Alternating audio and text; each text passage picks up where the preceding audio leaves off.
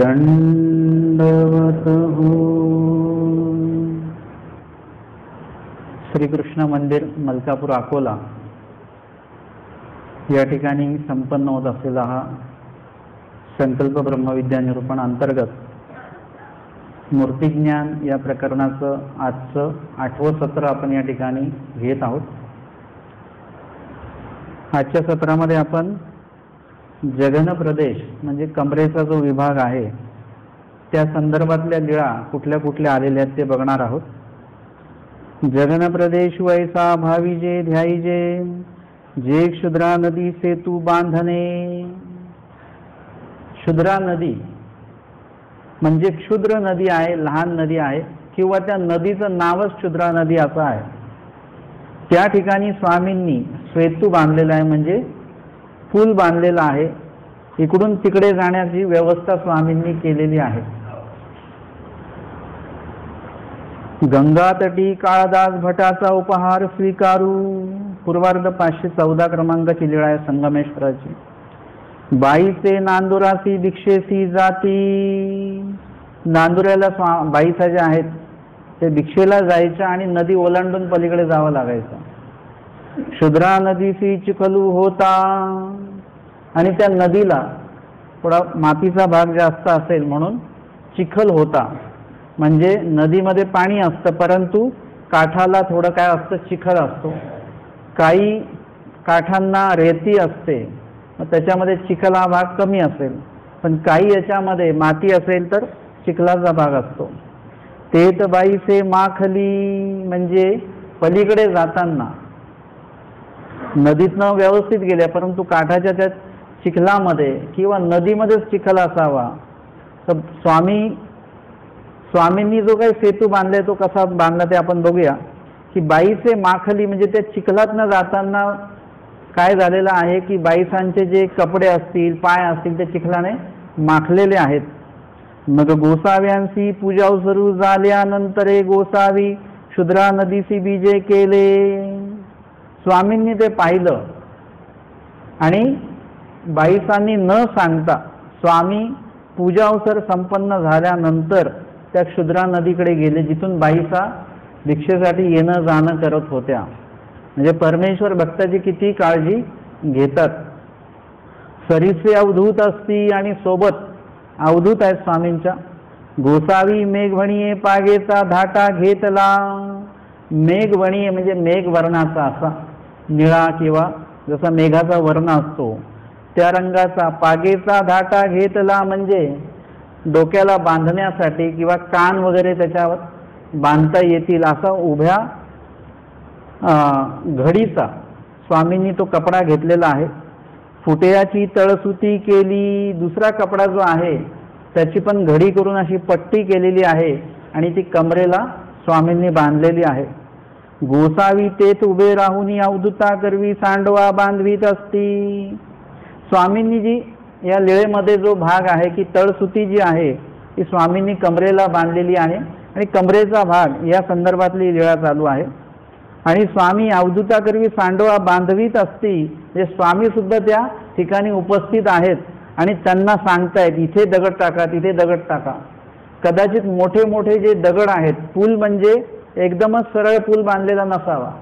दगड जे आहेत दगड मध्ये मध्ये मोठे मोठे दगड ठेवून जेणेकरून बाईचा सहजपणे त्या दगडांवरून पलीकडे जाईल, चिखलामध्ये पाय माखणार नाही. अशा प्रकारे स्वामींनी ते तयार केलेलं आहे सांडोवा. तेव्हा उपाध्यभास आले. स्वामींना दंडवते घातले, श्रीचरणा लागले. तेत उपाध्या भेटी झाली. त्यांची आणि स्वामींची भेट झाली. साडेगावनी काळदास भट उपार घेऊन आले. साडेगावरून काळदास भट जे आहे ते उपार घेऊन आलेले होते. गोसावी तया ते येता देखिले. स्वामींनी त्यांना येताना बघितलं आणि स्वामी म्हणतात आता येत अभ्यागते आली पुरोद्या गा व्यापारू. आता अभ्यागत आली. अभ्यागत म्हणजे तुम्ही ज्यांना पाहुणे म्हणता, आम्ही मार्गस्थ लोक त्याला काय म्हणतात अभ्यागत. पाहुणे आले असे म्हणत नाहीत. कोणी साधू आले तर त्यांना अभ्यागत आले असं म्हटलं जातं. आणि मग स्वामी म्हणतात आता अभ्यागत आलेले आहेत, आता पुरोद्या गा व्यापारू. व्यापार म्हणजे सेवा आता थांबवावी लागेल, आता त्यांना वेळ द्यावा लागेल थोडासा. आता महात्म्या व्हावे लागेल, आता काय करावं लागेल, महात्म्या व्हावे लागेल. तुम्ही जर कधी मार्गात थांबला असाल तिकडे व्यापाराच्या वेळेला साधू मंडळी एकदम म्हणजे लाकडं तोडायची असतील तर त्या हिशोबाने मग पदर वगैरे वर बांधून, असं ते मातीकाम असेल तर मग त्या पद्धतीचे मळके कपडे वगैरे सगळं कपडे मळून जातात वगैरे. म्हणजे त्या वेळेला एक सेवक भाव त्याच्यामध्ये असतो आणि ते सेवक भावाने सगळं ते चालत असतं. आणि त्यावेळेला मग पटकन ते आपल्याला ओळखू सुद्धा येत नसतात. या ठिकाणी आपण अधिकरणांचा विषय घेतला, पण इथे स्वतः स्वामीजी आहेत. स्वामीजी स्वतः सुद्धा काय करतायत, सेवेसाठी उभे आहेत. सेवा कुणाची आहे, भक्तासाठी आहे, बाईसांसाठी आहे. प्लस स्वामींच्या आज्ञेने जे कोणी दीक्षेला जातात त्यांच्यासाठीची ती सेवा आहे. कोण सेवा करते, ज्यांची सेवा सगळ्यांनी करावी असे ते स्वामी त्यांच्या सेवेसाठी तिथे आहेत. निळभट्टांची सेवा आमचे स्वामी करतात, तर का परमेश्वर सेवा करू शकतात? तर आपण कोण आहोत, आपण तर सेवकच आहोत. परमेश्वर सेव्य जीव सेवक, आपण तर नेहमी सेवक भावामध्ये असलं पाहिजे. आणि म्हणून आता स्वामी म्हणतात आतापर्यंत आपण ह्या व्यापारामध्ये सेवेमध्ये होतो, आता महात्म्या व्हावे लागेल. म्हणजे मग महात्मा होणं म्हणजे असं असतं की आम्ही कुठे उभं असलं आणि कोणी काही पूजन करायला लागलं ना, बाबा बसून घ्या, आम्ही उभे असताना पण तुम्ही पूजन करू शकता, काही हरकत नाही. किंवा आम्हाला मग ते विशिष्ट टोपी वगैरे घालावी लागते तरच आम्ही महात्म्य होतो. पण टोपी नसेल तर काय महात्म्य, टोपी पण नसते त्यांच्या डोक्यात. म्हणजे लगेच म्हणजे महात्मा होण्यासाठी तुम्हाला एक विशिष्ट वेश वगैरे सगळं असावं लागतं. स्वामी म्हणतात आता महात्म्या व्हावे लागेल, म्हणजे जे पदर जे वर असा बांधलेला आहे खाली सोडावा लागेल, व्यवस्थित तिथे जाऊन आसनावर बसावं लागेल आणि मग येणारे जे पाहुणे मंडळी अभ्यागत आहेत ते भेटतील. मग गोसावी वस्त्रापासी बीजे केले, जिथे वस्त्र ठेवलेले तिथे स्वामी गेले. गोसावी बहिर्वास वेडीला, म्हणजे जो स्वच्छ बहिर्वास आहे, धोतर आहे, तो स्वामींनी वेडला, नेसला. फुटेयाची बुंती घातली, म्हणजे उपर्ण जे आहे ते उपर्ण असं श्रीमुकुटावर घेतलेलं आहे. आणि गोसावी भोजन त्याकडे बीजे केले, भोजन त्याकडे आमचे स्वामी गेले. पुढे काळदास भट,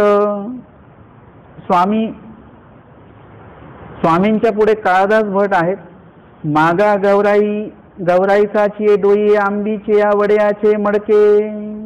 आणि त्यांची जी पत्नी आहे गौराईसा, तिच्या डोक्यावर आंबीचे या वड्याचे मडके, म्हणजे एक तर आंबट पदार्थासोबत खायचे जे वडे आहेत, ज्याला दही वडे म्हणतो, किंवा आंबट चटणीसोबत खायचे जे वडे आहेत ते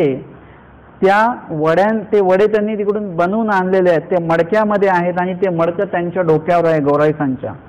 गोसाव्या ते देखील आणि श्रीमूर्ती पानते येत असती. स्वामींना बघितलं आणि स्वामींकडे वेधल्या गेले आणि स्वामींकडे बघत बघतच येत आहेत, दुसरीकडे लक्षच नाही. वरतिया दृष्टी, वरच दृष्टी राहिली स्वामींची. सौंदर्य स्वामींचं जी काय श्रीमूर्ती इतकी वेदक आहे, तेने दुचिती झाली आणि एकदम काय झालं, एकदम दुचिती झाली म्हणजे संभ्रमित अवस्था झाली आणि तिथे अडखळल्या चालता चालता. आणि अडखळल्यामुळे काय झालं, आंबाचे मडके फुटले, म्हणजे मडकं ते खाली पडलं, तोल गेला. मडकं जे आहे मडक्याचाही तोल गेला, ते खाली पडलं, फुटलं आणि सगळे वडे जे आहेत असे खाली सांडले. अर्थातच सगळे वडे सांडले नसतील, काही वडे त्या फुटलेल्या मडक्याच्या खापरीमध्ये असतील, काही वडे इकडे तिकडे पसरलेले असतील. अशा प्रकारे ही घटना घडली. आता स्वामींसाठी ते वडे आणलेले आहेत, स्वामींसाठी सगळं आणलंय आणि नेमकेच ते वडे खाली पडले. गोसावी कपाटासी बीजे केले ती आली, स्वामी गुंफेमध्ये गेले, ते आले, श्रीचरणाला लागले. मग गोसाव्यांशी गुळा झाला, श्रीचरण प्रक्षाळीले, टिळा झाला. पूजन झालं स्वामींचं. बाईसी पूजावसर केला, नियमित पूजावसर बाईसांनी केला. मग गोसाव्यांशी बाईसी ताट केले, वाढलं स्वामींसाठी. भक्तजनाशी ठाये केले, स्वामींसाठी पण वाढलं आणि सोबतच्या भक्त मंडळींसाठी पण वाढल्या गेलेलं आहे भोजन. स्वामी विचारतात, बाई पैल काही, तिकडे पलीकडे काय ठेवलंय तीही म्हटली जी जी आंबीचे मडके म्हणजे ते वडे आणलेले होते, त्या वड्याचं ते मडकं ठेवलेलं आहे तिकडे. गौराईचे अडकोळली ते फुटले तरी सांडले, ते फुटलं, ते वडे खाली सांडले. आता ते गोसाव्यांची कैसे वाढूजी, स्वामींना कसं वाढावं असं खाली सांडलेलं पडलेलं. सर्वज्ञ म्हटले आणा. स्वामी म्हणतात असं कसं काय आणा, त्यांनी कोणासाठी बनवून आणले? आमच्यासाठी बनवून आणले की नाही? आवडीपूर्वक बनवून आणलेले आहेत. आता ते पडले पण कुणामुळे? स्वामींमुळेच पडले ते. अर्थात अडखळली ती, पण आता स्वामींचं सौंदर्यच इतकं सुंदर आहे, ती वेधल्या गेली आणि त्याच्यामुळे ते दूषित झालेली आहे, स्वामींकडे वेधल्यामुळे, आणि त्याच्यामुळे ते पडलेलं आहे. तर स्वामी काय करतायत? म्हणतात आणा इकडे. मग तेही गोसाव्यांचा ताटी वडा ओळगविला. ताटामध्ये स्वामींचा तो वडा ओळगवलेला आहे. अवघ्या भक्तिजना ठाई वाढीला, सर्वांना वाढला. मग स्वामींची अर्वणा झाली, गुळा झाला, पौड झाला. मग स्वामी म्हणतात आता येत अभ्यगते आली हेत वारण्य, हे आपण आता नंदापुरा जाई गेलं. स्वामी म्हणतात आता आपण जे राहतोय ते गावाच्या बाहेर राहतो आहेत. आता अभ्यागते आली, पाहुणे आले, सोबत आहेत, आता लोक वाढली, आता इथे थांबता येणार नाही, थोडं एकांत भाग आहे, थोडं लोकांतच जावं लागेल, म्हणजे गावाच्या जवळ जावं लागेल. आणि म्हणून स्वामी पुढे नांदोरामध्ये बीजे करतात. या ठिकाणी या लीळेमध्ये आपण बघितलं की वडे खाली पडलेले आहेत, सांडलेले आहेत, तरीही स्वामींनी ते स्वीकारलेले आहेत. कारण की पदार्थाच्या ठिकाणी जी काही चव आहे, आपण चवीनुसार भाग असतो आपला, परंतु पदार्थ स्वामींचं चवीनुसार नाही, स्वामींचं आवडीनुसार आहे की त्या पदार्थ बनवण्यामागे आवडी किती आहे, ते पदार्थ ओळगवण्यामागे आवडी किती आहे, हे स्वामी बघतात आणि त्यानंतरच स्वामी स्वीकारतात किंवा नाही स्वीकारतात. आबयोच्या पुऱ्या स्वामी जेवलेले आहेत तरी सुद्धा स्वामींनी का स्वीकारलं? एक लीळेचं बारीक चिंतन केल्यानंतर असं कळतं की स्वामींना कदाचित ते पुऱ्या स्वीकारायच्या नव्हत्याच, त्यांची तेवढी योग्यता नसावी, नाही असं म्हणत नाही, नसावी, अंदाज आहे आपला. परंतु काय झालं की जेव्हा आबयोंना कळलं की स्वामी तर जेवले, ती म्हणाली की असं कसं काय, स्वामी जेवले काल तर स्वामींनी मला सांगितलं की भोजन घेऊन ये आणि स्वामी तर जेवले. आपण असतो तर नक्कीच स्वामींना नावं ठेवली असते की स्वामींनी 2-2 दंडोत घेऊन ठेवले, तिकडे ही आमची पंगत आहे तिकडेही जेवून आले. आपण नक्कीच नावं ठेवली असते, नावं ठेवतो आपण, आजही ठेवतो नावं. परंतु त्या अभय होत्या, त्यांनी चिंतन केलं वेगळं. प्रत्येक ठिकाणी तुम्हाला सकारात्मक पद्धतीने बघावं लागेल, नकारात्मकता सुद्धा सकारात्मक पद्धतीने बघायची. इथे ह्यांनी नकारात्मकताच बघितली पण सकारात्मक पद्धतीने बघितली. की त्या म्हणतात की जर का देवानी मला सांगितलेलं होतं मग देवानी त्यांचं का खाल्लं? कारण की ज्यांचं भोजन आधी आलं ते माझ्यापेक्षा भाग्याचे आहेत, ते माझ्यापेक्षा चाड त्यांची जास्त होती. मी अभागी आहे, मी पापिनी असल्यामुळे, माझा तो अधिकार नसल्यामुळे देवाने माझं स्वीकारलं नाही. हे चिंतन तिने केलेलं आहे, दुःख केलं, प्रायश्चित केलं, मनामध्ये पोळली की किती चांगला योग होता की आज देव माझं स्वीकारणार होते भोजन, परंतु अशा प्रकारे मी काहीतरी जोडलं की ज्याच्याकडे अडथळा निर्माण झाला आणि तो प्रायश्चित घेऊन तिकडे आलेली आहे. आता त्या ज्या आल्या मगाशी पुऱ्या घेऊन येत होत्या, आता प्रायश्चितयुक्त पुऱ्या आलेल्या आहेत त्या, आणि त्याच्यामुळे काय झालं की मगाशी पुऱ्या आणि अडथळे दोन्ही होतं, आता पुऱ्या आहेत आणि प्रायश्चितामुळे आता अडथळा हा नासून गेला. आणि तिथे पोचेपर्यंत स्वामींनी पुन्हा भुकेचा स्वीकार केलेला आहे, परमेश्वराची प्रवृत्ती.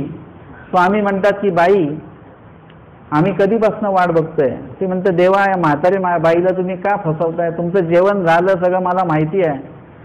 मग स्वामी बाईसांना म्हणतात बाई पाणी भात असेल तर वाडा, आम्हाला भूक लागली. मग बाईसा त्यांना सांगतात की स्वामी जर का म्हणत आहेत तर वाडा स्वामींना. आणि किती पुऱ्या खाल्ल्या स्वामींनी आठवतं? 3 की 4? 4 पुऱ्या खाल्ल्या स्वामींनी. जेवल्यानंतर स्वामींनी 4 पुऱ्या खाल्ल्या. अर्थातच पुऱ्या खाल्ल्या का? आता आपण त्याच्यात निर्णय लावू, देवांना पुऱ्या आवडत होत्या, लगेच आपला पुऱ्याचा उपार. स्वामींना कुठलाही पदार्थ आवडत नाही हे पहिले डोक्यात ठेवा. तर गोविंद प्रभू जयंती असली की लगेच चणे, शेंगदाणे, गूळ. गोविंद प्रभूंना ते नाही पाहिजे. त्यांना जे पाहिजे ते द्या. आहे का आपलं जन्म देण्याची ताकद आहे का आपली? तुम्ही सगळे पदार्थ विकत घेऊन देऊ शकता देवाला. तुमच्यामध्ये ती क्षमता आहे. लोन काढून पण देऊ शकता तुम्ही, तुमच्याकडे ती क्षमता नसेल तर. जर का एका पंचवताराला लाख रुपये खर्च येत असतील लोक त्याच्यासाठी लोन काढून पंचवतार करतील. सगळं देऊ शकतो आपण देवाला दृष्टपर. परंतु आपला जन्म जर का आपण देऊ शकत नसलो तर इतर देण्याला तेवढी किंमत राहत नाही, ते मूल्य राहत नाही. कारण की देव त्यासाठी आलेले आहेत. इथे मला एक जन्म मिळतोय का यांच्याकडनं, मला एक उपहार मिळतो का याच्यासाठी देव नाही आहेत, हे पहिले लक्षात घ्या. मग तुम्हाला स्वामींनी जो प्रश्न विचारला, बाई देव जाना, या प्रश्न काय आहे नेमका ते तुम्हाला लक्षात येईल. तोपर्यंत आपल्या ते लक्षात येणार नाही. मग देव कसा आहे काय आहे ते आपल्या लक्षात येईल. मग देवाला काय पाहिजे हे एक दुसरं लक्षात येईल आणि मग त्यानुसार आपली क्रिया चालू होईल. म्हणून स्वामींना आवड असणं गरजेचं आहे. चाड, कालची लीळा आपण बघितली. त्यांना राणायसाला काय आहे की चाड नाही म्हणून देवानी ठेवलं नाही. चाड असती तर रायाची राणी का नाही वरी पडते आकाश जरी जेल. तुमच्यामध्ये जर का चाड असेल, आवड असेल तर तुम्ही किती मोठ्या अडचणीत असा, तुम्हाला अनुसरण घ्यायचं असेल तर ते अनुसरण होणार म्हणजे होणार. कोणी तिथे मध्ये येऊ शकत नाही. तुम्हाला चाड नसेल तर इथून पाय तिकडे टाकलं की लगेच अनुसरण होणार, तरी पण अनुसरण होणार नाही. कारण की चाड नसल्यामुळे. म्हणून आवड आपली ठेवा, देवाविषयी चाड ठेवा, तर सगळ्या गोष्टी होतील. म्हणून इथे खाली सांडलेले वडे स्वामींनी स्वीकार केलेले आहेत. अजून एक लीळा आपण जर का बघितली की स्वामींना ढकलल्या गेलं आणि काय झालं, ढकलल्यानंतर काय झालं, भिक्षांना खाली पडलं आणि पडल्यानंतर स्वामींनी काय केलं, तिथेच खाली बसले आणि एक श्रीकर दोनदेशी लावला. श्रीकराची आणि दोनदाची लीळा तिथे येते आणि एक एक कण वेचला. तिकडून तो आलेला आहे अधिकारी आणि तो म्हणतो, देवा माझ्या घरी चला, मी दंडवत घालतो, हे मातीतलं अन्न तुम्ही स्वीकारू नका, हे राहू दे इथे, हे माती लागली याला सगळा. आमचे स्वामी काय वेचत होते, काय वेचत होते,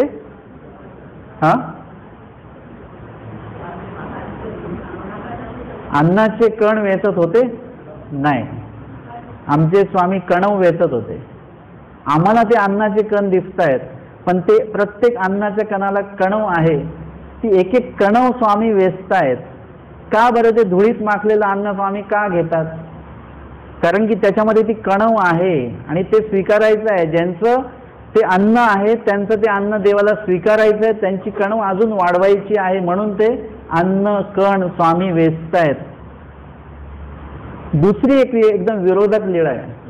स्वामी म्हणतात, बाई आज काय बनवायचं नाही, आज भिक्षांना आरोहण करू. आणि तरी बाईसांनी काय केलं, काय बनवून आणलं, भात बनवून आणला. स्वामींनी काय केलं, मग दगड मारला आणि तो भात. ते विरोधक लीळा नाही का? त्या दिवशी मी तुम्हाला बोललो ना, देवाने सांगितलं की एक कण सुद्धा वाया देऊ नये, तेव्हा तुम्ही मला आक्षेप केला पाहिजे होता, मग स्वामींनी एवढा भात का वाया घालवला. मला वाटलं कोणतरी आक्षेप घेईल तर आपण अडचणीत येऊ. तर मुळात म्हणजे असं आहे की तो भात स्वामींनी काय केलाय, एक भात स्वामींनी मातीतनं वेचलाय आणि एक भात स्वामींनी मातीमध्ये मिसळलेला आहे.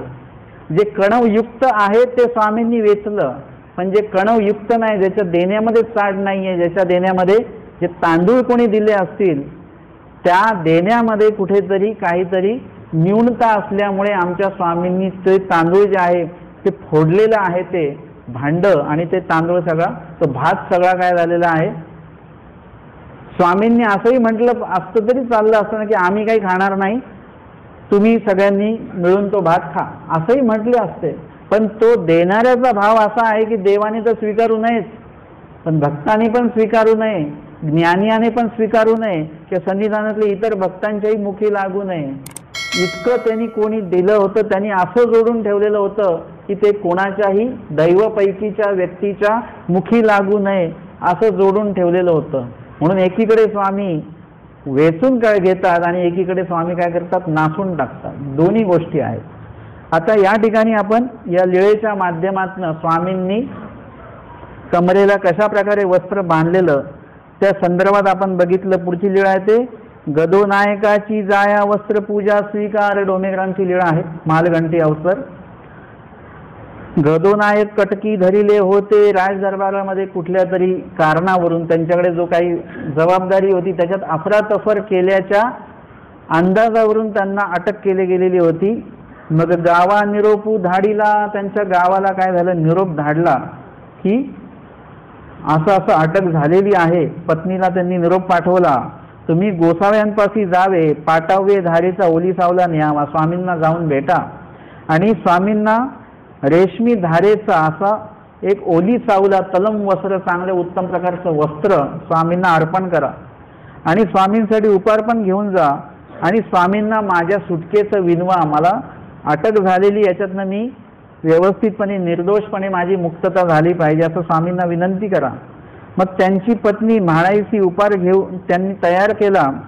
कावडी उपहारू, कावडीमध्ये उपहार घेतला, तो ओली सावला घेतला, ते चांगलं उत्तम प्रकारचं वस्त्र स्वामींसाठी घेतलं आणि दांडिये बैसून आली, म्हणजे पालखीमध्ये बसून आलेल्या आहेत. दारवठा दांडिये खालुती उतरली. डोमेग्रामला त्या ठिकाणी राजमठाच्या त्या तिन्ही मठाचा जे काही दरवाजा आहे तो महाद्वार तिन्ही मठाचा, त्या ठिकाणी ती दांडी खालुती ठेवल्या गेली. तिथे त्या उतरल्या आणि गोसाव्यांशी बाहेरीला ओट्यावरी आसन असे, बाहेरच्या ओट्यावर स्वामींना आसन आहे. पडवीमध्ये कधी असायचं आसन स्वामींना बाहेरच्या ओट्यावर? दुपारचा पूजा अवसर जेव्हा व्हायचा तेव्हा स्वामींना बाहेरच्या ओट्यावर आसन असायचं. सकाळचा पूजा असायचं तर राजमठाच्या आतमधल्या ओट्यावर आसन असायचं. आणि मग त्या तिथे आल्या, आमचे स्वामी उपविष्ट आहेत त्या आसनावर आणि गोसाव्यांशी दंडवते घातली, श्रीचरणा लागली. मग गोसाव्यांशी ओली सावला नारळ दर्शन केले. स्वामींना जे काही पूजन साहित्य आणलं ते अर्पण केलं. कापूर कस्तुरी चंदन पूजा द्रव्य उपहारू बाईसांचा हाती दिदली. काही गोष्टी अर्पण केल्या, काही गोष्टी बाईसांकडे दिल्या, उपहार बाईसांकडे दिला. मग गोसाव्यांजवळ उगीची बैसली, स्वामींजवळच्या समोर बसल्या. परंतु स्वामींना विनंती करू वाटेना तिला, काय कशी विनंती करायची आपण देवाला. मग सर्वज्ञ म्हटले, बाई जा, तुम्ही जाल तर नायकू आले असती. देवाकडे काहीच मागितलं नाही, काहीच सांगितलं नाही, फक्त येऊन बसल्या आणि स्वामींनी त्यांचा मनोधर्म जाणून त्यांना म्हटलं की बाई जा, तुम्ही घरी पोचेपर्यंत नायक आले असती, म्हणजे गदो नायक जे आहेत ते घरी पोचलेले असतील, तुम्ही काही काळजी करू नका. हो काजी. मग दंडवत घालून निघाली, गावा गेली तव तयाचे पायी धुईजत आती. ती घरी पोचत नाही तोपर्यंत घरी पोचता पोचता तिने बघितलं की गदोनायक तिच्या आधीच आलेले आहेत आणि त्यांचे पाय वगैरे धुतल्या जात आहेत. मग तयापुढा अवघे सांगितले, त्यांनी सांगितलं की असं असं झालं, स्वामींना अर्पण केलं, उपहार दिला, सगळं पूजाद्रव्य दिलं असं त्यांनी सांगितलं. मग बाईसी ते गोसाव्यांशी चंदन ओळगविले. बाईसांनी ते चंदन त्यांनी जे दिलेलं होतं ते पूजावसर काही स्वामींना ओळगवलं, म्हणजे श्रीमूर्तीला वगैरे ते लावलं गेलं. मग दुपारती मंगळारती केली, धूप दाखवला स्वामींना, मंगळ आरती ओवाळलेली आहे. मग गोसावी एकू सावला मालगंठी वेळीला, 2 कपडे दिलेले, 2 वस्त्र अर्पण केले तिने. एक जे वस्त्र आहे ते मालगंठी वेळीला, म्हणजे मल्ल लोक ज्याप्रमाणे कमरेला ते बांधतात त्या प्रकारे स्वामींनी ते वस्त्र कमरेला असं बांधलेलं आहे. आपण कमरेची लीळा घेत आहोत आणि तत्संबंधित स्वामींनी काय केलं ते मालगंठी वेळीला एकू सावला सुरंगोनी दोन्ही सोगे पुष्ट विभागारी पडती ऐसे घातले. आणि दुसरा जो कपडा आहे तो अशा प्रकारे स्वामींनी गळ्यामध्ये घातला की त्याचे दोन्ही टोकं मागे पाठीवर पडतील स्वामींच्या.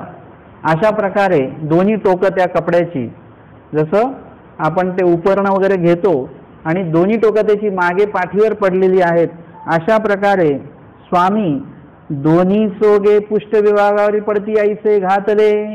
मग पटी शाळेवरी वेढे करू आदरिले आणि त्याच पटी शाळेवर स्वामींनी वेढे केलेले आहेत, म्हणजे परत तिकडे जायचं आणि तिकडून परत चालत यायचं. स्वामींनी त्या विशिष्ट प्रकारे माळगंठी म्हणजे मल्ल लोकांप्रमाणे ते वस्त्र धारण केलेलं आहे आणि आता स्वामी भक्तजनांना तो अवसर दाखवतायत.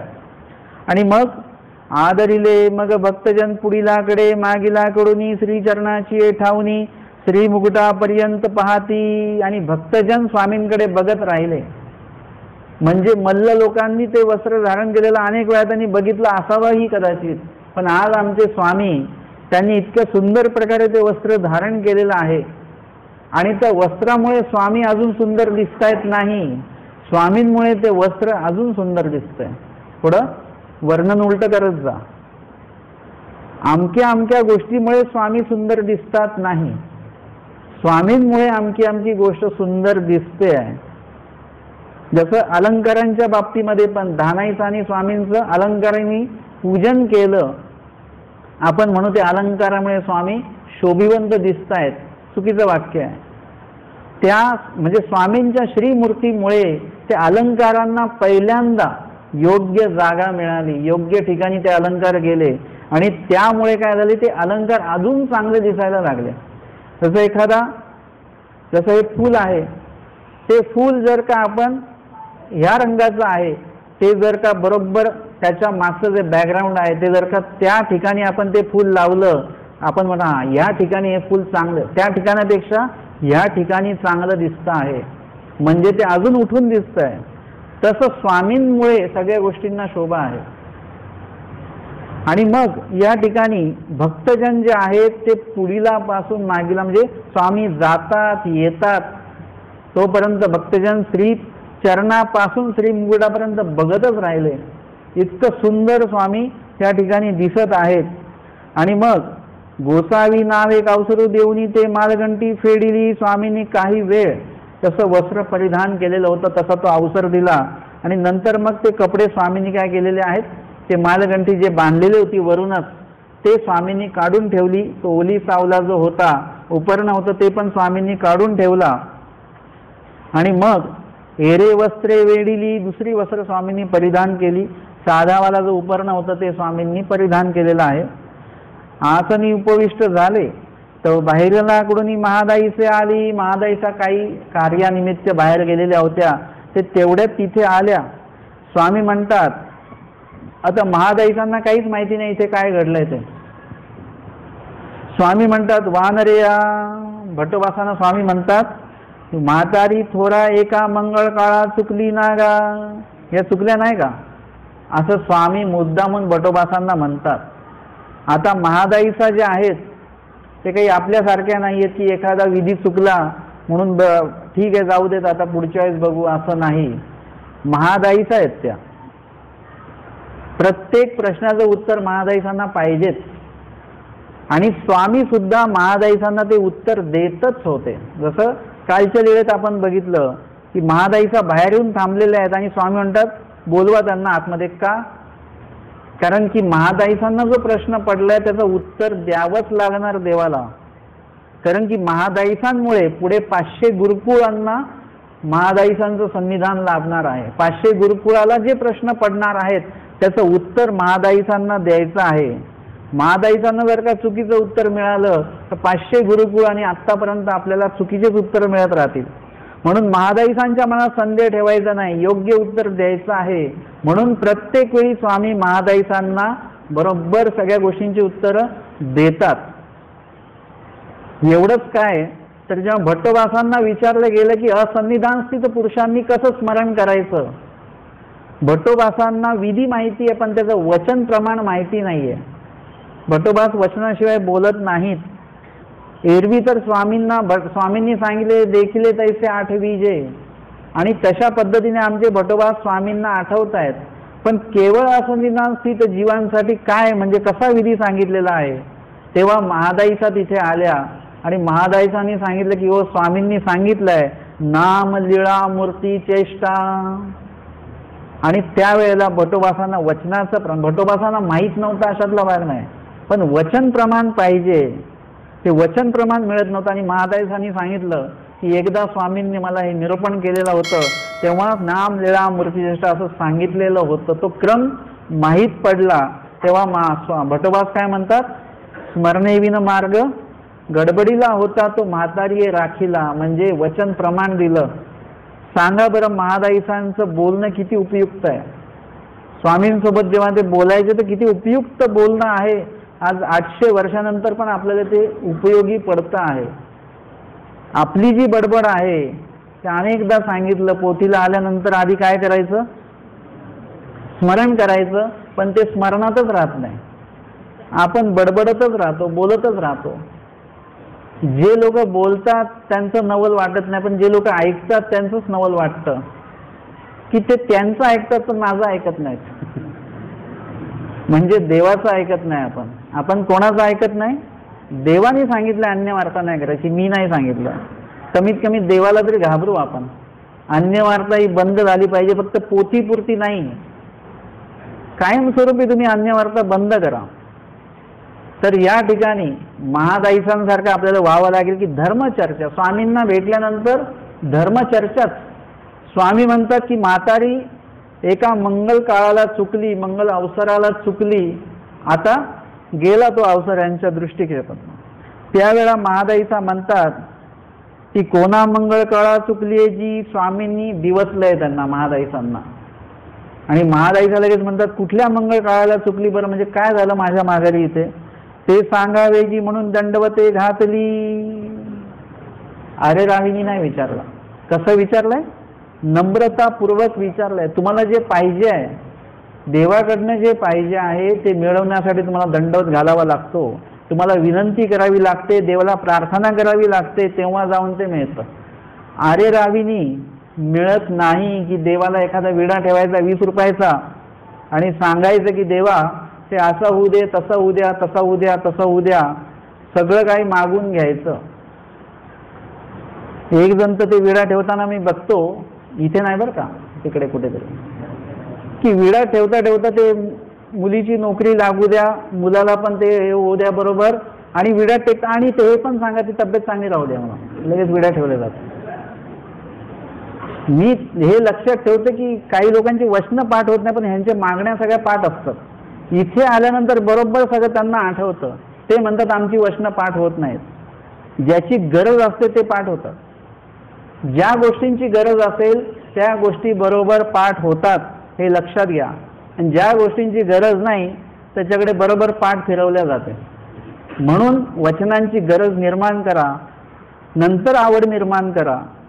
अशा पद्धतीने आपण चालू. महादाईसाने विनम्रतापूर्वक ते विचारलं की देवा काय आहे, दंडवते घातली. स्वामी म्हणतात येथुनी मालगंटी घातली होती, आम्ही अशा अशा प्रकारे वस्त्र धारण केलं होतं. महादाईसा म्हणतात मी चुकली जी तरी ते मागोती करावी जी. आता तर मी तर चुकली. आता स्वामींनी इतक्या दिवस असं कधी वस्त्र परिधान केलं नाही, आजच केलं. मी नव्हती आणि पुढे स्वामी कधी करतील की नाही करतील माहिती नाही, तर मला आता तो अवसर बघायचा आहे. म्हणून महादाईसी आग्रह घेतला. महादाईसांनी आग्रह घेतला.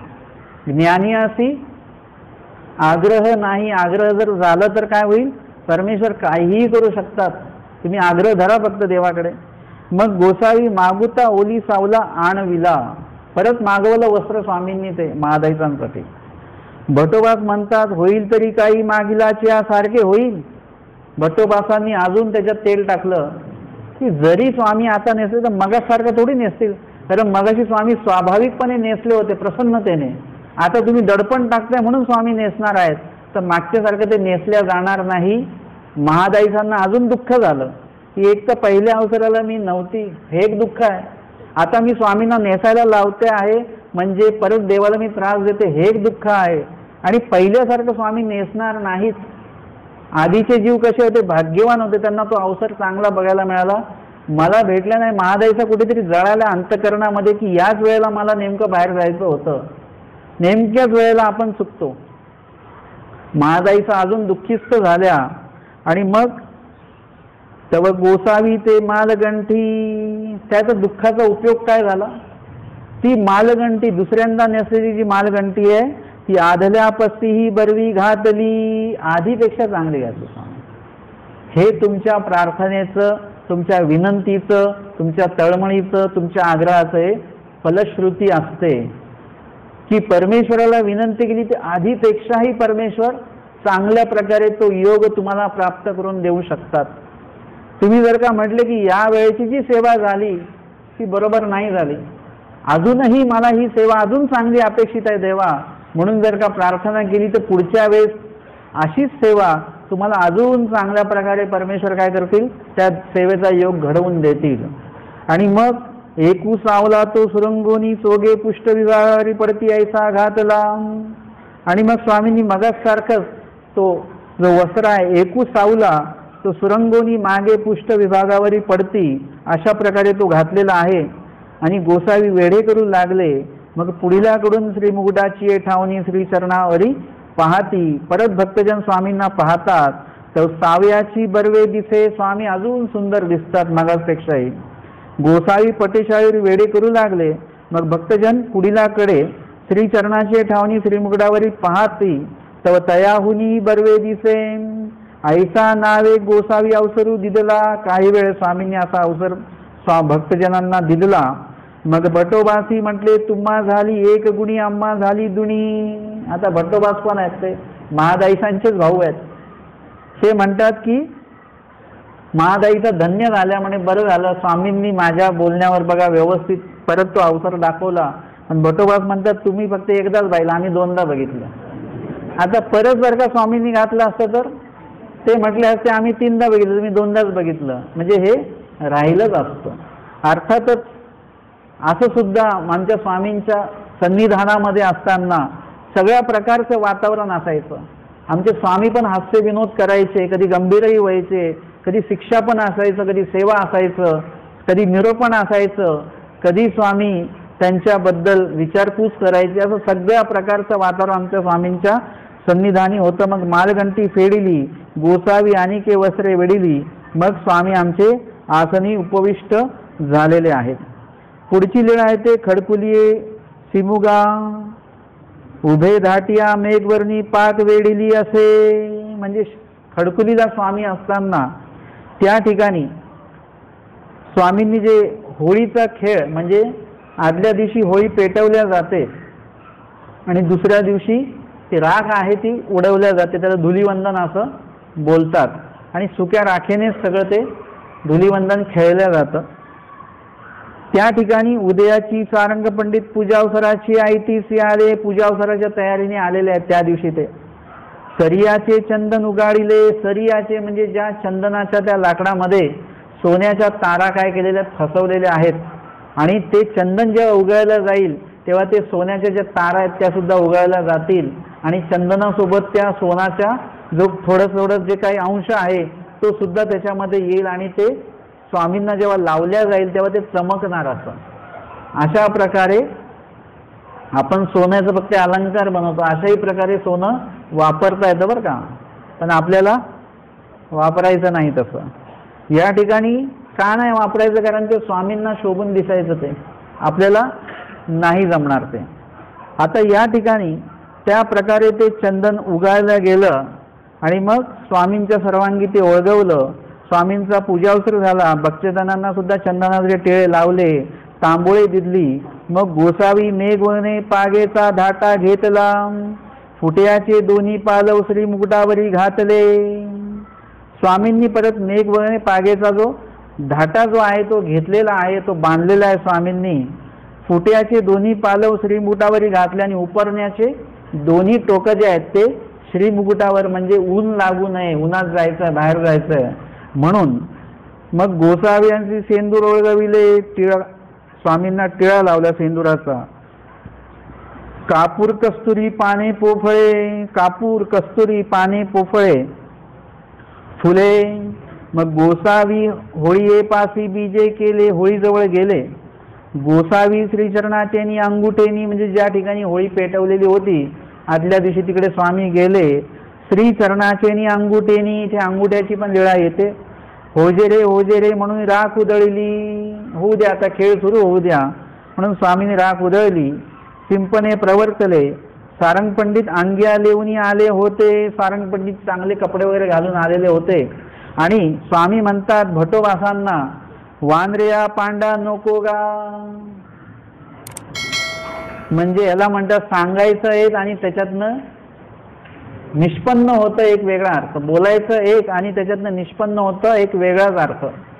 स्वामींनी सांगितलं भटोबासांना सारंगपट्टीच्या अंगावर टाकू नका बरं का, ते काही त्यांचे कपडे खराब होतील.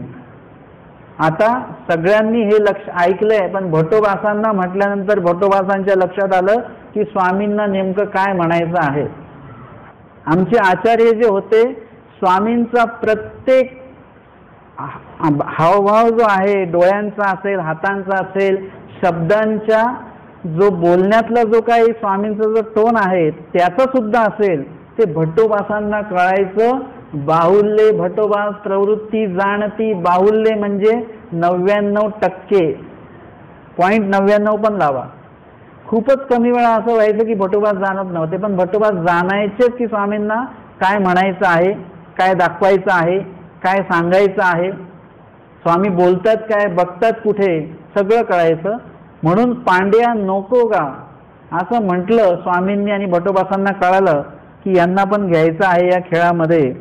आणि मग ते भटासी उमटलं स्वामींना काय सांगायचं. मग भक्तजनी तयावरी घातले. भट्टोबासांनी इशारा केला सगळ्यांना. मग त्यांचेही कपड्यांवर सगळा तो रंग असेल किंवा ती राख असेल सगळ्यांनी ती उधळलेली आहे. राख माती चिखलू, काय काय पदार्थ आहेत ते बघा. राख आहे, चिखल, माती असं सगळं. ऐसा पहारू एकू सिंपने झाले. पहार एक म्हणजे कितीतरी तास, 1-3 तास म्हणा वगैरे, असं ते सगळा खेळ सुरू होता. मग स्वामी म्हणतात आता पुरे की जोगा. मग गोसावी बिढारा बीजे केले. मग स्वामी म्हणतात आता पुरे करा खेळ, आता चला असं म्हणून बिढारी सगळे स्वामींसोबत सगळे आतमध्ये जातात. आणि येळापुरी भक्तांशी खेळू. आणि येळापूरला स्वामी भक्तांसोबत खेळताना असंच कमरेला ते धोतर वगैरे बांधून किंवा उपकरण बांधून स्वामी खेळत आहेत. अशा पद्धतीने ही लीळा सुद्धा आपण श्रवण केलेली आहे. आणि एकांकी एकटी प्रदेशी सुडा वेडीला असे. आणि एकांक काळाच्या वेश आपण जेव्हा बघतो तेव्हा त्याच्या वेशाचं वर्णन केलं जातं. एक सुडा कटी प्रदेशी आणि एक सुडा श्री मुकुटी. म्हणजे धोतर वगैरे जे आहे ते श्री स्वामींनी काय केलेलं आहे, श्री कटीला ते बांधलेलं आहे. आणि एक वस्त्र जे आहे ते स्वामींच्या श्री मुकुटावर आहे. हे झाले आता जगन प्रदेशाच्या लीळा. आता पुढची लीळा येते उदर ऐसे भावीजे ध्याईजे. उदर म्हणजे स्वामींचं जे पोट आहे ते. ऐसे भावीजे ध्याईजे कैसे, जे अस्वत्थ मुळी इंद्रोपहारी इंद्रिया दैव प्रशंसा. डोमेग्रांची लीळा आहे उत्तरार्ध 164 क्रमांकाची. मग उदयासीची गोसाव्यांची पूजा सुरू झाल्यानंतर त्याची पिंपळातळी आसन असे. एक विशिष्ट पिंपळ आहे तिथे स्वामींना ते आसन आहे. अस्वथ म्हणजे पिंपळाचं झाड, त्याच्या मुळी स्वामींना आसन आहे. आणि इंद्रोपहारी, इंद्रदेवांचा उपार आलेला आहे इंद्रियांचा. आणि त्यांच्या दैवाची म्हणजे भाग्याची प्रशंसा आमच्या स्वामींनी केली. स्वामींना पूजावसर संपन्न झाला, स्वामी आसनस्थ आहेत. स्वामींच्या आरोगणेची वेळ झाली आणि बाईसा म्हणतात बाबा आरोगणे बीजे की जो ना. म्हणजे आरोगणेसाठी आपण चलावं असं स्वामींना बाईसा विनंती करतात. गोसावी ऐसे उदराकडे अवळोकिले. उदराकडे म्हणजे पोटाकडे स्वामींनी पाहिलं की जेवायचं की नाही जेवायचं. काही लोकांना जर का विचारलं की जेवायचं का, तर ते म्हणतात किती वाजले. आता किती वाजल्याशी काही संबंध नसतो. जेवायचं असेल तर काय बघितलं पाहिजे, घड्याळ की भूक. काय बघितलं पाहिजे, भूक बघितली पाहिजे. भूक आहे का. काही लोकांचा तो वेळ असते की 11ला जेवायचं, भूक असो की नको असो जेवायचं. परंतु आमचे स्वामी आहारशास्त्र किंवा आरोग्यशास्त्र सांगत असताना या लीळेतनं तो भाग आम्हाला सांगतायत. आम्हाला नुसतं स्वामींच्या उदराची लीळा बघायची नाही आहे, तर यातनं आरोग्य आणि आहारशास्त्र दोन्ही बघायचं आहे. की गोसावी उदराकडे अवलोकिती, पोटाकडे स्वामी बघतात.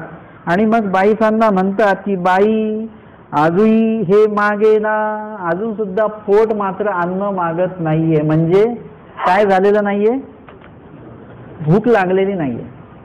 त्या दिवशी सांगितलं भूक लागल्याशिवाय खायचं नाही, भूक लागल्यानंतर खायचं, तेव्हा उपाशी राहायचं नाही. हे तारतम्य बघूनच आपण चालायचं असतं.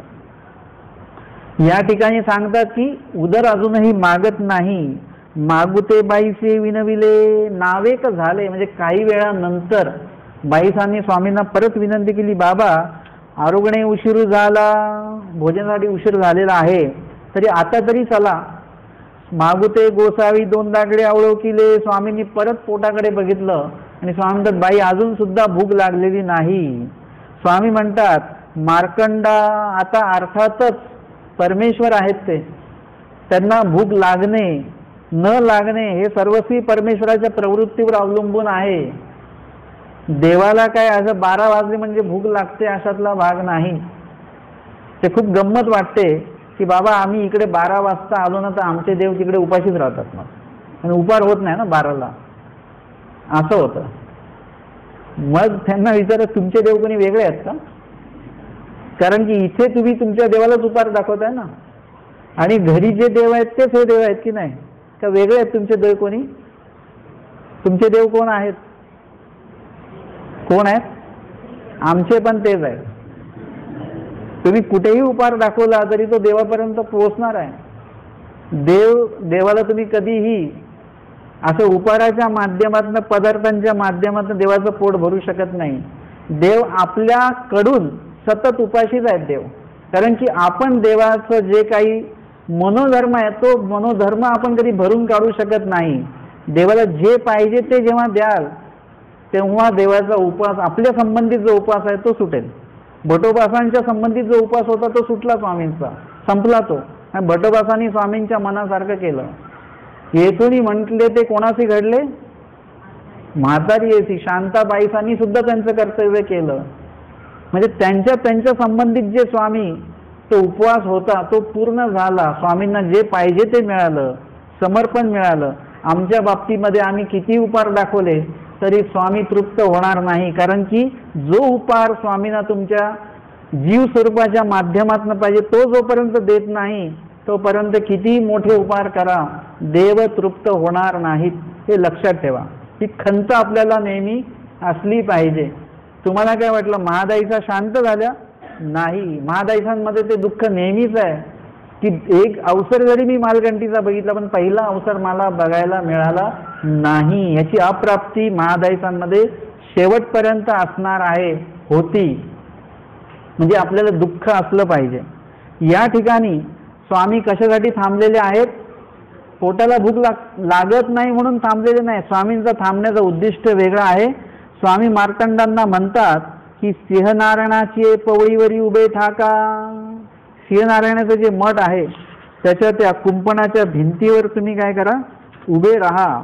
आणि मग कवणी घोगरगावाची मार्गे येत पहा. कुणी घोगरगावकडनं बघा बरं, घोगरगावाच्या दिशेला तिकडून कोणी येताना दिसतंय का तुम्हाला? मार्तंड उभे राहतात आणि सांगतात, हो पोळीवर उभे ठाकले आणि पाहिले तर दुरी झिळमिळीत येत देखिले. कोण येतंय, काय येतंय काही दिसत नाही. फक्त कपडे जे आहेत, कपडे असे थोडे झिळमिळीत म्हणजे चमकल्यासारखे दिसत आहेत. आणि त्यांनी बघितलं आणि ते म्हणतात जीजी काहीतरी असं दिसतंय, कोणीतरी येतंय. असं कोण आहे काय आहे काही लक्षात येत नाही, झिळमिळीत येत दिसे.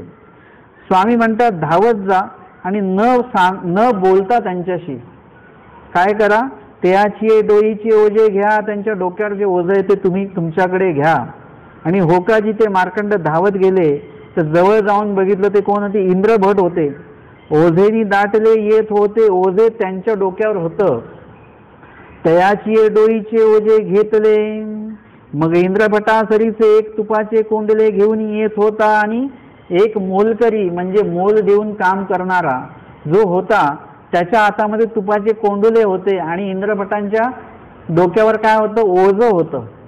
अर्थातच दोघेही काय करत असतील, कधी हे वजन घेत असतील, कधी तो वजन घेत असं आलटून पालटून ते काय करत असतील, ते ओझं जे आहे ते स्वतःच्या डोक्यावर घेत असतील.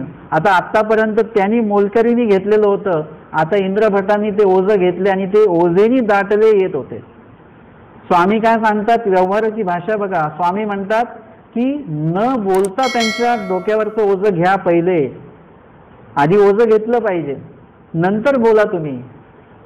आधी जर का बोललं का रे इंद्रभट तुम्ही कधी आलात, कधी निघालात, काय आणलं याच्यामध्ये, एवढं बोलेपर्यंत काय करा, आधी त्यांचं ओझं घ्या आणि त्यांना थोडंसं शांत होतील ते. आधी काय केलं पाहिजे, जे उपस्थित कार्य आहे ते लगेच जाणून आपण काय केलं पाहिजे, त्यानुसार आपण वर्तन केलं पाहिजे. हा व्यवहारिक भाग पण असला पाहिजे. मार्तंडांनी ते ओझं घेतलं आणि ते कोंडले घेऊन येत होतं तुपाचं. त्याच्या हातून इंद्रभटांनी ते कोंडलं घेतलेलं आहे आणि त्याला परत मागू ते पाठवून दिलं तिकडूनच. बघा, ह्या ही लीळा आपण वाचली, ह्या प्रसंग पण वाचला. मी जेव्हा हा प्रसंग वाचला तेव्हा मला इथे खटकलं थोडं, की जर का स्वामींनी ते मार्कंडांना पाठवलं नसतं तर ते दोघंही स्वामींपर्यंत पोहोचले असते. म्हणजे तो जो मोलकरी आहे त्याला सुद्धा स्वामींचं दर्शन झालं असतं की नाही, काहीतरी पाया पडला असता वगैरे, काहीतरी केलं असतं. पण स्वामींनी मार्कंडांना तिकडेच पाठवलं, तिकडूनच तो जो व्यक्ती आहे तो तिकडून निघून गेला. त्यांनी हे पण नाही म्हटलं की आता इथपर्यंत आलं, थोडं तिकडे येतो, थोडं पाणी पिणी घेतो, तुम्ही कोणाला भेटायला चाललं त्यांचे पाया पडतो, निघून पण येतो. पण तो सुद्धा अनधिकारी होता की स्वामींच्या तिथे जवळ जाऊन सुद्धा त्याला स्वामींचं दर्शन घडलं नाही. असा असतो अनधिकार. एखादा जीव लांब असतो आमच्या औसांसारखा, त्याला सूचित होतं आणि तो देवाजवळ त्याला बोलवून घेतलं जातं. असे पण कणवेचे अधिकाराचे जीव असतात आणि लांब असलेल्या जीवांना लांबच ठेवतात, दर्शन देत नाहीत. असे पण अनधिकाराचे जीव त्या ठिकाणी आपल्याला लीळेमध्ये बघायला मिळतात. आणि मग ते सगळे आले, इंद्रभट आले, तर गोसाव्यांच्या दर्शना ब्रह्मचारी देव आलेले होते द्वारावतीहून.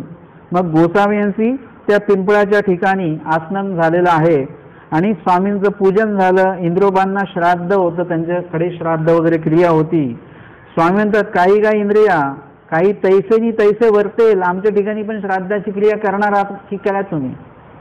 म्हणजे श्राद्ध इकडे तिकडे तुम्ही घालतात ब्राह्मणांना वगैरे, तर मग तशीच क्रिया आमच्या ठिकाणी पण करणार आहात का? स्वामी ते म्हणतात, नाजी गोसाव्यांच्या ठाई काही, स्वामीच्या ठिकाणी अशी क्रिया का करू मी, माझी निर्हेतुक क्रिया आहे. स्वामींना ते भोजनाचं ताट वगैरे वाढलं गेलं आणि स्वामींनी त्यांच्या दैवाची प्रशंसा केली, भाग्याची, की तुमचं भाग्य थोर आहे, तुमच्या भाग्याची बरोबरी कुणीही करू शकत नाही. एवढं तुम्ही ओझं घेऊन आलात देवासाठी, सगळं काय उपहार घेऊन आलात आणि हे कष्ट जे आहेत, कष्टाचं ते फळ आहे. ती प्रशंसा जी आहे ती त्यांच्या कष्टाची आहे. हवं तर त्यांनी 2 मोलकरी करून आणले असते आणि त्याला सांगितलं असतं की तुम्हीच ओझं घ्या, किंवा दुसरा जो आहे एकच जरी आणला तरी त्याला सांगितलं की हलकं मी घेणार, ओझं तूच घ्यायचं आहे. परंतु त्यांनी सुद्धा ओझं घेतलेलं आहे का? कारण जे मी नेतो आहे ते कोणासाठी नेतोय? देवासाठी नेतोय. ते देवासाठी, दैवपैकीसाठी, परमार्गासाठी जे तुम्ही नेता त्याचं ओझं तुम्ही नक्कीच घेतलं पाहिजे. ते ओझं दुसऱ्यांच्या डोक्यावर देऊ नका कधी. ते ओझं स्वतः घ्या. मग ते टेन्शनच्या रूपाचं ओझं असो, वस्तूच्या असो, पदार्थाच्या असो, कशाच्याही निर्णयाच्या बाबतीतला असो, स्वतः ते ओझं घ्या आणि ते काय करा, ते कार्य पार पाडा. परमेश्वराला तिकडे नक्कीच तोष होणार आहे. तर या ठिकाणी आपण ही लीळा बघितली. उदर ऐसे भावीजे ध्याईजे, त्यानंतर वक्षस्थळ ऐसे भावीजे ध्याईजे, जे महात्मा नामपूर्वक कुमारी खाजे देववने. म्हणजे एक लहान मुलगी आहे, ती भडगावची लीळा आहे. गोसाव्यांशी उजवीकडे वसईची पटीशाळेवरी आसन, एका त्या जैन मंदिरामध्ये स्वामींना त्या मंदिराच्या पटीशाळेमध्ये आसन आहे आणि एक लहान मुलगी येते जाते आहे. तिकडून स्वामी समोरच बसलेले आहेत. ती एक मडकं घेऊन येते, मडकं घेऊन पुढे जाते. तिथे विहीर का तिथे नदी आहे, त्या ठिकाणी ती पाणी घेते आणि परत ते जाते. येता जाता ती स्वामींना तिथे थांबते, थोडा वेळ स्वामींना बघते आणि मग पुढे जाते. वसईचे द्वार पावे आणि उभी राहते आणि गोसाव्या ते पाहे. कोणाला बघते? ती स्वामींना बघते. गोसावी आपण खेव देती. स्वामींच्या वक्षस्थळाची म्हणजे छातीची ती लीळा सुरू आहे. म्हणजे त्यामध्ये त्या लीळेमध्ये तो उल्लेख येतो. स्वामी काय करतात, त्या मुलीला पाहतात, छोटीशीच पोरगी आहे, आणि स्वामी तिला बोलवतात आणि तिला खेव देण्याचा अनुकार स्वामी करतात, अभिनय करतात स्वामी भेटण्याचा असा. आणि म्हणती हूं आणि जाये, आणि मग ती जायची. ऐसा वेळा दोन्ही केले. तिसऱ्या वेळेला ती परत आली, त्या द्वाराजवळ उभी राहिली, स्वामींना पाहू लागली. स्वामी म्हणतात महात्म्य होया. स्वामींनी काय म्हटलं तिला? महात्म्य होया. असं स्वामींकडे तिथून जाणारे येणारे भरपूर लोक होते, पण ती एकटीच मुलगी थांबत होती, कारण की तिचा तो अधिकार आहे. अजून कोण मुलगी जी स्वामींकडे बघून वेधली नंतर तिला ताप आला? कोण? माय धुवा पैठणची लीळा. आई पण आली, मुलगी पण आली. आई गेली आतमध्ये मंदिरामध्ये आणि मुलगी थांबली स्वामींच्या समोर. दृष्टिकोन आईचा अधिकार नाही, मुलीचा आहे. आईने जबरदस्ती उठवलं त्या मुलीला, चल जाऊया आपण, उशीर होतो. उठल्या उठल्या मुलीला ताप आला. या ठिकाणी ही मुलगी सुद्धा आहे, तिची ती कणव आहे, अधिकार आहे. ते स्वामींनी पाहिलं, तिने स्वामींना पाहिलं, स्वामींनी तिला नाही पाहिलं. स्वामींनी काय पाहिलं? तिचं जीवस्वरूप पाहिलं, त्या जीवस्वरूपातला अधिकार, योग्यता, कणव बघितली. आणि स्वामी म्हणतात या महात्मे हो, म्हणजे महात्मा म्हटलं स्वामींनी त्यांना. हेच एक खेव द्या भेटा आम्हाला, ऐसे म्हणून आपण खेव दिले, आपले आपणच खेव दिला. ती लांबच आहे. आपण्यापाशी बैसविली, समोर स्वामींनी जवळ आली. ती स्वामींनी आपल्या जवळ बसवलं. आधी खाजे वाटिले होते, म्हणजे प्रसाद म्हणून वाटलेलं होतं. तेव्हा तेही येरझारा करीत होती, तेव्हाच ती येरझारा करत होती. स्वामी म्हणतात बाई तुमचे खाजे असे की ते प्रसाद वाटीला ते आहे ना, पदार्थ अजून संपला तर नाही. बाईचा ते आणा बरं. बाईचा गेल्या आणि आणून थोडेसच घेऊन आल्या. म्हणजे सगळ्यांना 4-4 ते दिला असेल तर ह्यांना 2च घेऊन आले, कारण ही लहान आहे. स्वामी म्हणतात मग बाई महात्म्या सरीसे आणा, सगळ्यांना जेवढं दिलं तेवढंच हिला पण द्या. बाईची म्हटले बाबा महात्म्या सरीसे कैसे इसी, सगळ्यांसारखं हिला कसं द्यायचं, छोटी पोरगी आहे म्हणून हिला कमीच द्यायचं. म्हणतात बाई येत तुम्ही काही होवा मा, हे येत काही नव्वती. स्वामींचं वाक्याची बारकावा एवढा आहे, याच्यातनं खूप काहीतरी वेगळं स्वामी सांगू इच्छितात. स्वामी म्हणतात तुमचं जेवढं महत्व आहे या ठिकाणी तेवढं महत्व या मुलीचं नाहीये का? एक व्यावहारिक दृष्टीने सांगितलं की सगळ्यांना समान दिलं गेलं पाहिजे, या दृष्टिकोनातनं स्वामी सांगतायत. लहान मुलगा आहे किंवा कोणतरी वेगळे आहेत म्हणून तिथे भेदभाव जो आहे तो करता कामा नये पदार्थांच्या बाबतीत, असंही स्वामींना सांगायचं आहे. आणि दुसऱ्या पद्धतीने स्वामींना हेही सांगायचं असावं की तुमची जशी योग्यता आहे तशीच योग्यता ह्या मुलीची सुद्धा आहे. की येत तुम्ही काही होवा मा, ये येत काही नव्वती, यांची योग्यता नाहीये का तेवढी? ह्यांची पण तेवढीच योग्यता आहे. म्हणून स्वामींना त्यांनी पाहतात सुद्धा, स्वामी त्यांना बोलवतात सुद्धा, जवळ बसवतात सुद्धा आणि सर्वांसारखा प्रसाद देतात सुद्धा त्यांना. मग बाईची अवघ्यांसरीचे त्यांना सगळ्यांना दिलं तेवढं प्रसाद त्यांनाही दिला. मग गोसावी आपलेनी श्रीकरे जयासी दिजे तयासी दिदले, आणि मग स्वामींनीही प्रसाद दिलेला आहे. मग तीही भातुके खाल्ले, मग पाणी पेव सुधले, पाणी सुद्धा स्वामींनी त्यांना दिलेलं आहे. तांबूळ दिला प्रसाद स्वामींनी त्यांना. स्वामी म्हणतात महात्मा आता जा, मग तिये गेली. मग स्वामींनी त्यांना आज्ञा दिली आणि मग त्या गेलेल्या आहेत. दुसरी लीळा येते सर्पद्वय पतन. कुठली लीळा आहे ही? वडनेर भुजंगची लीळा आहे. स्वामींना त्यांनी सांगितलं की त्या मंदिरामध्ये तुम्ही निद्रेसाठी जा, आणि मग स्वामी सुद्धा गेले आणि तो सुद्धा आपल्या घरी पोहोचला. नंतर त्याच्या लक्षात आलं की बाबा ज्या मंदिरात जायला सांगितलं तिकडे 2 साप भांडतात आणि तिथे जर स्वामींना मी पाठवलं, यांना काय कमी जास्त झालं तर मनुष्य हत्येचं पातक मला लागेल, म्हणून त्याला सकाळपर्यंत झोप नाही. पाप भिरू माणूस असतो ना, थोडी जरी चूक झाली तरी तो अस्वस्थ होतो. आणि मग सकाळी लवकर उठून आला, पण वेशीचा दरवाजा बंद होता, परत जावं लागलं घरी. मग त्यावेळेला आला, वेशीचा दरवाजा उघडा होता आणि पटकन तो मंदिराजवळ पोहोचला तर आमचे स्वामी तिथे बाहेरच बसलेले होते एकदम निवांत. आणि मग त्यांनी स्वामींना विचारलं देवा मी चुकलो, मीच तुम्हाला सांगायचं विसरलो की इथे असं असं 2 साप खेळतात, ते भांडतात वगैरे रात्रीच्या वेळेला. मग ते आले होते की नाही? स्वामी म्हणतात हो आले होते ना. ते काय आपल्यासारखे थोडीच एक दिवस येतात एक दिवस नाही येत, ते रोज येतात साप. आणि ते साप आले मग काय झालं ते म्हणे ते भांडले, भांडता भांडता आमच्या छातीवर पडले, पोटावर पडले स्वामींच्या. आणि पडल्यानंतर मग काय झालं, स्वामींचं काय करायचं, आपल्या अंगावर एखादी वस्तू पडली तर आपण काय करतो, फेकून देतो. तसं आम्ही दोन्ही हातात ते दोन्ही साप पकडले, एक उजवीकडे फेकला एक डावीकडे फेकला. त्यालाही आश्चर्य झालं असं कसं. मग स्वामी म्हणतात आता ते परत कधी तुम्हाला उपद्रव त्याचा होणार नाही. म्हणजे ते स्वामींच्या इथे छातीवर पडले, ती लीळा आपण या ठिकाणी घेतली. आणि मार्गी अधिकारी सीते वेचने, तीच लीळा. जी अन्नगण खाली पडले, आमच्या स्वामींनी एक श्रीकर श्री दोंदेसी लावला आणि दुसरे श्रीकरे ते कण स्वामींनी वेचले. तर तेथे दोंदाची लीळा पण आली, श्रीकराची लीळा सुद्धा त्या ठिकाणी आली. आणि दोपहारीचा पूजावसरी बाईचे चारी आडे रेखती, यावरी दोपहाराचा पूजावसर आठवी जे चारी आडे बाईचा जे रेखायचे, याच्यावरून दुपारचा सुद्धा पूजावसर जो आहे तो त्या ठिकाणी आपल्याला आठवता येतो. तर अशा प्रकारे आपण या ठिकाणी आजच्या सत्रामध्ये या लीळेंचं श्रवण आणि चिंतन केलेलं आहे. दंडवत हो.